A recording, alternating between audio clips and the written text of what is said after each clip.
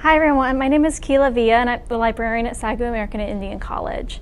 Today we are going to be conducting an interview which is part of the project entitled Share Your Story.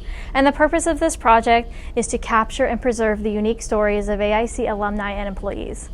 Today is February 23rd, 2024, and I am interviewing Professor Blair Schlepp. Professor Schlepp, thank you for being here today. All right, Blair, so before we jump into your story for your time at AIC, I'd like to talk about your family history. So you are a direct descendant of Sitting Bull. Can you tell us a little bit about that family history, that story, and then just your testimony? Well, I'm originally from Standing Rock Sioux Indian Reservation. It straddles both North and South Dakota, and I'm related to him through my grandmother's side, my mother's mother, and we all heard about the stories of him, and I've read a number of stuff that he had talked about over the years, and there was always that family connection, and it always gave me a certain amount of pride because I realized how important he was to Native history, and the part he played in that, and even in the part of the leadership that he had and how he spoke to his people. He was a spiritual leader. And kind of following in the family footsteps, that's kind of where I've found myself going. And in fact, that was something that I've had a call on my life pretty much my whole life.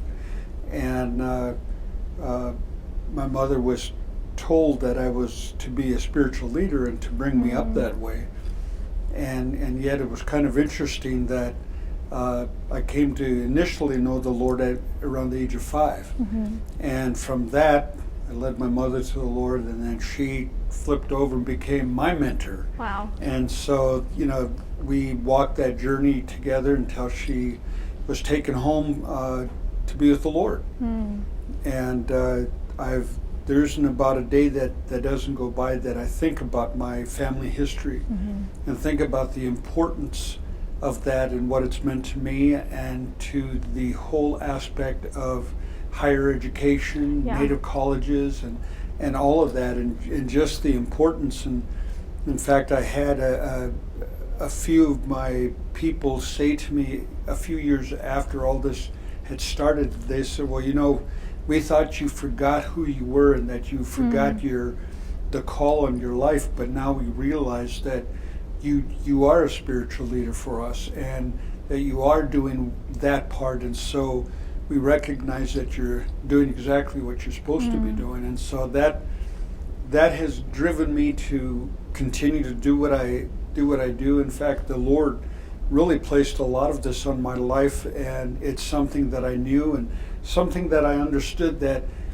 if we were to be successful, it had to start with us. And so, for me, it started way back in South Dakota, in my hometown of Mobridge, and right off the Standing Rock Reservation. And there was a Native school that was started there by my first pastor. And just from that, my involvement with all that, and by the way, my mother was the first graduate of that Indian college. Okay. So and then she returned a few years later and earned her degree in practical theology, and she always was a big part of ministry on the reservation. Wherever she had a chance to speak, to play her guitar, to sing, whatever she was asked to do, she would do. And she used to often take me or my siblings along with her, and so we experienced a lot of that during that time, and it's just a legacy that, like I said, the Lord initially gave to me around the age of 5 or 6 years old, that this was to be my life's journey. Wow. And all those things. So being true to that, a guy once said to me that there's 3 things that people do when they get to a place of work. He said they're either a worker, they are a missionary, or they're called. And he said to me, Blair, you're called. Because that's what burns in your heart. And he said, the rest of us, we could go off and do something else, but this is your call. And I said, yeah, it is. It really is. I love that. And seeing how you were called here to American Indian College, especially with that background, it's so special. So why don't you tell us about your time here? What years have you worked here, and what jobs have you held while here? I came in the summer of '95, and I stayed for my first time till about 2001, maybe 2002, and then I left for a while, and I came back around 2010, and I've been here since. Okay. And so the first time I was here, I served as initially as Director of Student Services, and then eventually I became Dean of Students. Okay. And at the same time, I was teaching part-time, and this time back around, I came back initially as the Director of Student Aid. And then a position opened up for me to become the primary counselor and a professor again. And so that's pretty much what I've been doing since I've been here. Yeah. Okay, so a wide range of experiences while you've been here. Well, what has been your favorite part of working here at American Indian College? Favorite part is working with all the students. Yeah. I really enjoy listening to their stories, and especially if I can find out what their call is, then I feel like I can help them better. Yeah. And I get to do that when I have them in class. And it's so ironic, the classes that I teach just lend themselves to that. So yeah. And there's a photo, maybe we can actually show it right now on the tape. I found a photo of you in the yearbook, I believe from the year 2000. And it's a photo of you at your desk, and the caption says, "The counselor is in." And I just thought that was really special. Yeah. Well, tell me, what do you feel like you've done here that's had a really positive impact? Is there one particular thing that stands out to you? Yeah, I think helping to keep the mission alive and helping to help people understand that. I've had the pleasure of doing a number of workshops for faculty to help them understand the process of educating young Native people in their vision and their goals. And also the other side is, those other groups that come along. And I've asked a number of them over the years, what brought you to our college? And invariably, it was always that we were so readily accepted. And they said, other places, even amongst our own, a lot of times it was very difficult, but we come here and people just love us. And so I thought, and then the more I listened to them, there was stuff that was very similar to what my culture had. I was talking to a Pacific Islander, actually 3 of them at one time, and we were talking about that, and I asked them, tell me about your culture.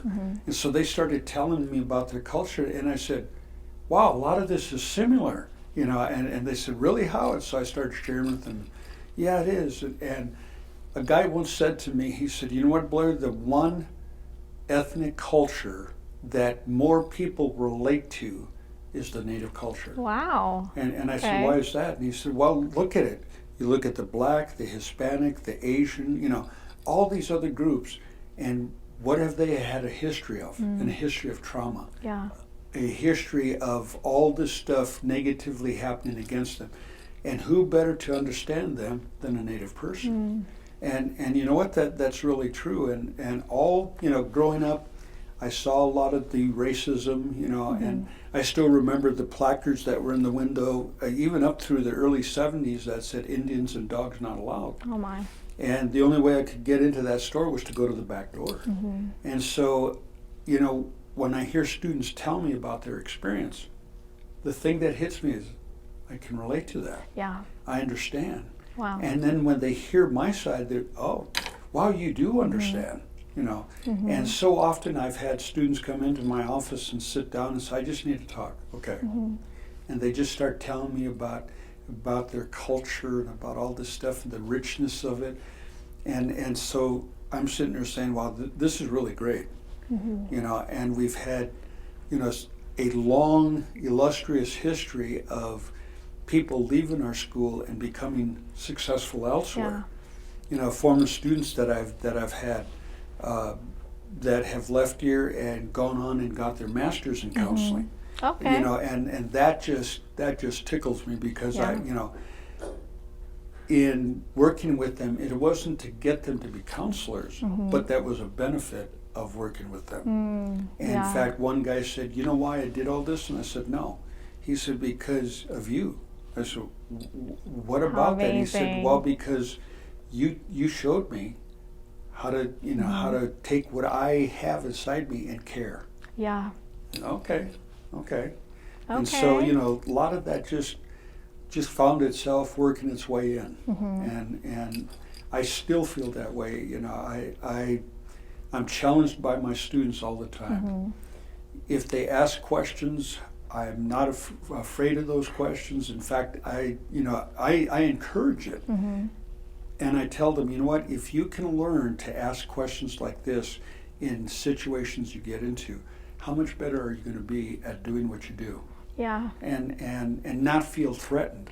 And this one day in one of my courses, we were talking about forgiveness. And I asked them, is it an emotion or is it a action? And they all said it was an emotion. And I said, no. They, oh, no, it's. I said, well, show me in the Bible where Jesus said, don't forgive somebody until you feel like you can. Ooh, he doesn't say that. He says, if you want me to forgive you, you got to forgive them. Yeah. And it was really interesting. We talked for 20 minutes, and about halfway through, this one student, she said, "Professor, can I ask you a question?" I said, "Yeah." "Is this going to impact my grade?" Oh. And I said, "Well, not the way you're thinking, but yeah, I mean, I'm not threatened by your question. I loved your question because you know, if I have a question about something and somebody challenges a belief of mine, you know what? How do we know that a belief is good until it's challenged?" Yeah. So that's how I feel about students. Have I ever changed my mind about things at times? Yeah, because of a idea or a thought that a student had and made me think. Yeah. And see, to me, that's how I believe, that's why I've been so adamant and so comfortable about doing this, is because I love that. Yeah. You know. And I can see how passionate you are about the students and yeah. having Native voices be heard. And right behind me, I have the book that you co-authored. It's called Native American Voices. It is available here in the library. We've got a couple copies, but so this is a really special, I believe, a positive impact as well to have this on our shelves. Okay, so we're going to jump into our next section, which is about school history and kind of looking at your experience with the history here at American Indian College. So did you personally know or meet any of the founding or early members of AIC? Well, I knew a lot of the early members of the school, and I always heard about the college here, being up in South Dakota, and we had started a sister school about 9 years after this one started. And so there was always that interest that I was going to end up here at some point one day. And so that just kind of fed the desire to know more about it. I actually wanted to possibly come to school here, but the Lord had other ideas in mind, and sent me to another school in Dallas, Texas to go to school. And then I went back home and worked at our native college there for 10 years. Okay. Well, even though you didn't attend school here, did any of your children happen to attend school here? Actually, my wife also. My wife graduated from here. She earned her degree in education. Okay. So we came here, and she had been wanting for a long time to get her degree in education, and so she enrolled here, she graduated, and she just retired about almost 2 years ago after teaching approximately 25 years. Wow. And so she was just loved her time here. She said that first day she walked in, and she just realized, this is where I belong. Yeah. And then my daughter graduated from here. She graduated valedictorian, and her major was in Christian leadership, and specifically dealing with children and adolescent. Okay.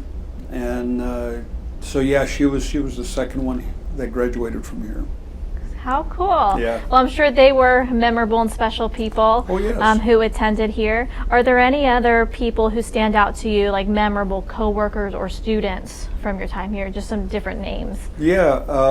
Well, Jim Lopez. Jim Lopez I met him back at the first convocation of Christian Indian leaders. I believe that was in 83, 84, around there. Okay. And we just got to know each other, and in reality, that's how I ended up coming here. Was after I went to graduate school and got my master's, I then moved to the Washington D.C. area, and I think it was in '92 when Dave Moore called and asked me if I'd be interested in coming and working, and he said, "But we need you to fly out and meet with Jim Lopez and I." So I said, okay, so I agreed to do that, and I already knew coming out here that this is where God was wanting us. In fact, he even told me that.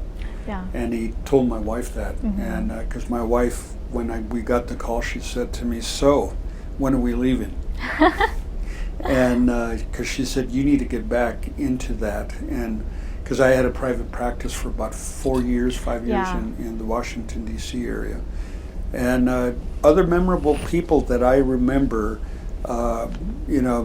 some of them are now home with the Lord, like Don Keeter and his wife. And some of the names slip me, like Elma Thomas. She was really a good lady. I really loved the Lord. Some of the more recent ones that I enjoyed serving with were Ron Klaus and John Flood. Okay. In fact, John was the most unusual to me in that he came, my office was down in the old student union, and he walked down there, and he walked in and he said, "Do you have time to talk to me about the Native people here in the Southwest?" And I said, I can sit and talk here. So we sat there for like almost 3 hours and just talked. I had never had any other professor or administrator ever do that to me. And to me, that showed me that he really had the heart for my people. And in a roundabout way, Ron Klaus and I, we sat down one day and we were just talking about things, and he was asking me all these questions about how can I be a better faculty person with all of our students. And so we started a long time discussion about that. And then, other ones came along and became a part of that. Professor Lewis, oh man, I love that guy. He is such a interesting individual. There was days he was Professor Lewis, and then there was days where he was Sergeant Major. Oh, yeah. And students loved him, and I loved him for that, because he could say things and do things with students that none of us could. And and so little things like that. And another person that we recently lost, that I called her my little sister, and she called me the big brother she never had, and that was Laura Lee Sims. She was such a beautiful lady. She already had multiple years of working amongst our people, so when we sat down, we didn't even have to say things at times. We just looked and we understood the other one. And I just really enjoyed our conversations when we would talk about students and all this stuff, and she had such a heart for our students. And so that was always a big thing. Those are all amazing people, names that I've heard, seen them in the yearbooks, or heard stories about them. So how about you tell me about one thing that you've noticed that has stayed the same during your time here, and then one thing you've noticed that has changed over your time here?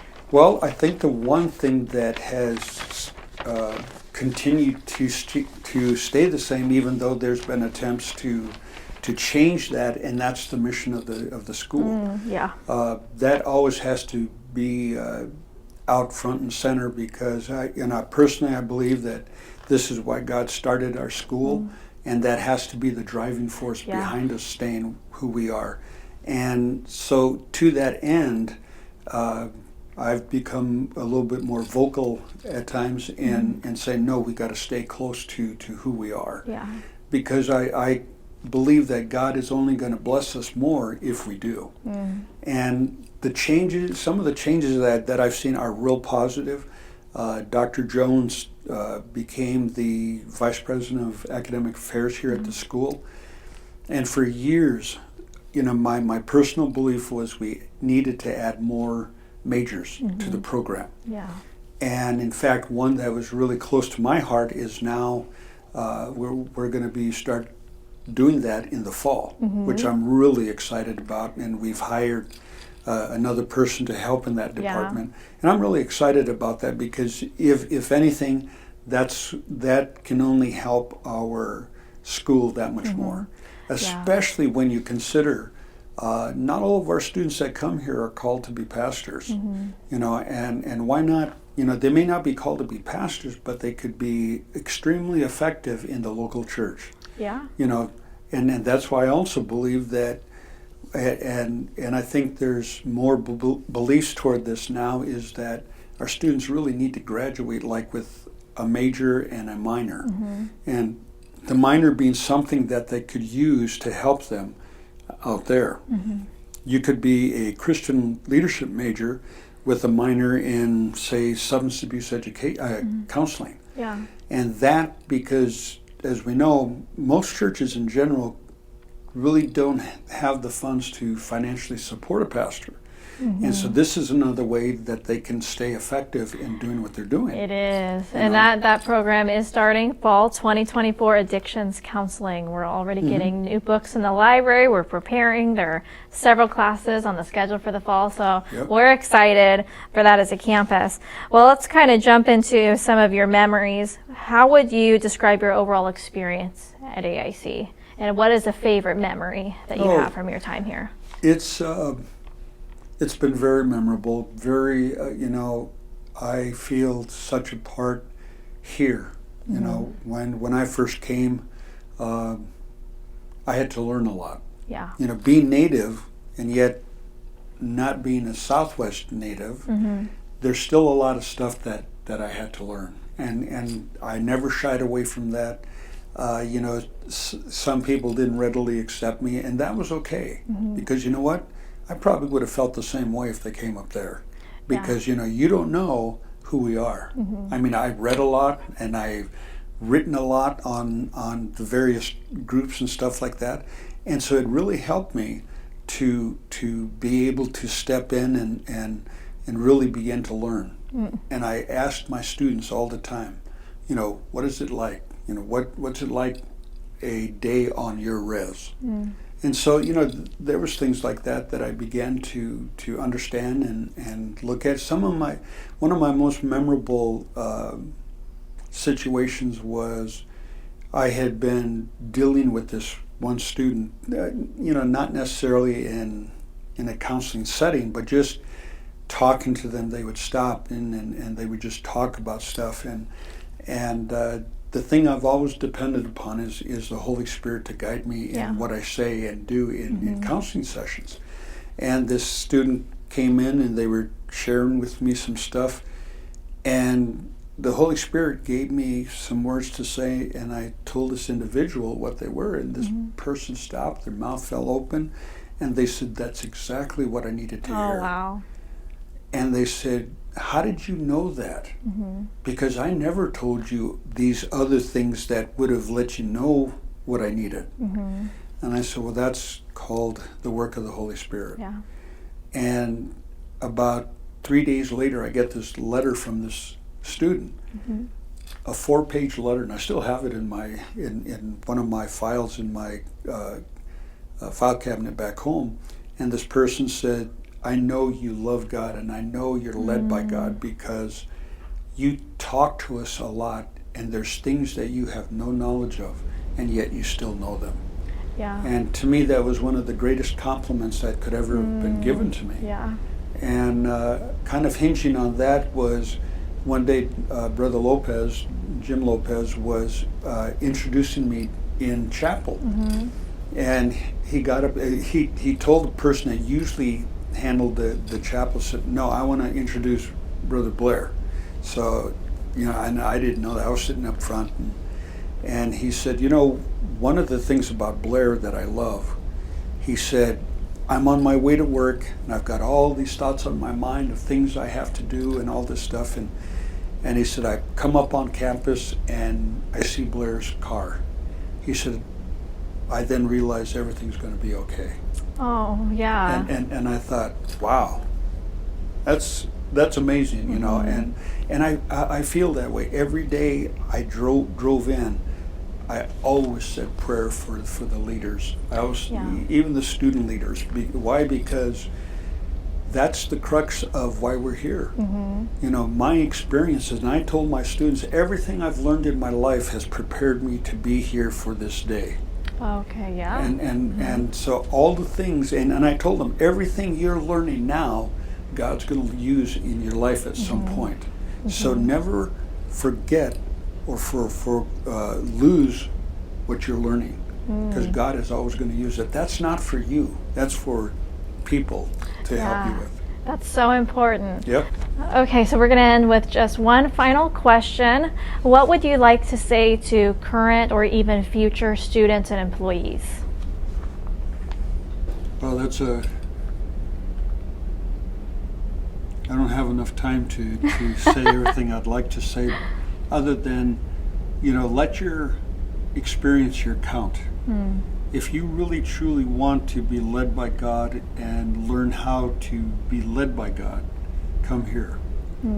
I think with our current situation and all that our leadership is pushing for, I think that's going to create an atmosphere for stronger learning. Learning how to be led by the Spirit, learning how to use the Word of God, learning how to live that life according not to my own desires, but to God's will. And I'm so challenged by that every day. I often think, what am I doing? How am I living? And my grandma always used to say, grandson, sometimes you need to sit down and think about what you're doing. And she said, if you can do that, honestly do that, you're going to be okay. Yeah. And so I've always made that one of my daily goals is, what am I doing today? How am I responding to people? When they come and see me, am I that moment in time where they can pause for a moment and find God in a new way? And all that I do, and I encourage people, and I think that's one of the unique things that you'll find amongst our faculty too, is they're very caring and very willing to help people expand who they are and what they're doing. And I think that's really key, because if you can, I often say this to our students, what you learn now is going to impact you out there. Because if you can learn it now, that's going to save you a whole world of trouble. Oh, yeah. And a whole world of thoughts. You're not going to have to go through something 10 times to finally learn it. If you learn it now, I before I went home, after I finished my time at a Bible college, the last 3 months of my education, I went to this one quiet spot where I could see all around, and because I didn't want anybody to hear my prayers. And I prayed that God would prepare the way for me. And I said, Lord, as you did in the book of Acts with your apostles, I need you to do that back home, because I can't go back home if you're not there. Yeah. And if you haven't prepared the way, I can't do that.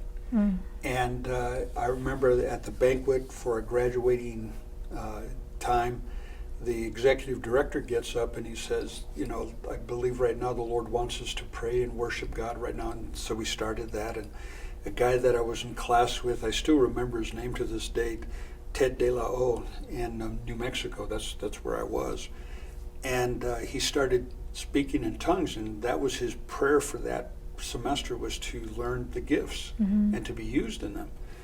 And after he finished, the executive director said, my son, I have heard your prayers, as you said in the book of Acts, as you have done with your apostles. I need you to do that. And I told nobody about my prayers, how I prayed them. And when I got home, man, I'll tell you what, the Lord had laid the groundwork for me to be successful there, and I was. And seeing, I believe that's why I'm saying, if you learn those things now, that's going to make it so much easier out there for you. Not that you're never going to have problems, because you are. Yeah. But problems are never to destroy us or to detour us, but it's just to make us stronger and better. And that's really what I think an education here can do for any and all students that are willing to come and pay the price. Awesome. Well, thank you for those thoughts. And again, thank you for being interviewed today. We really appreciate it. Well, thank you for inviting me and allowing me to share another aspect. Thank you. Yeah, thanks again. Thank you for joining us to watch this video interview of Blair Schlepp for Share Your Story. If you are interested in being interviewed for this project, please contact the library at aiclibrary@sagu.edu. Thank you.